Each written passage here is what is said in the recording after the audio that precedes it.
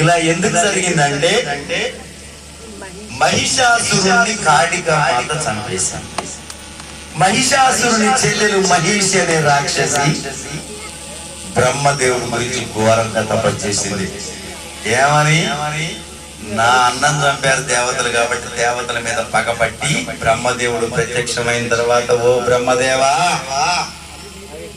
ప్రకృతిలో ఈశిని చంపటం కోసం సుతుడు అయ్యప్ప ఈ భూమి మీద ఉదయించాడు. స్వామి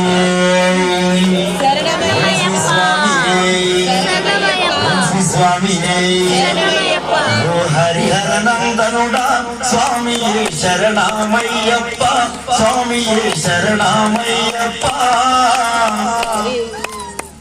శరణమయ స్వామి.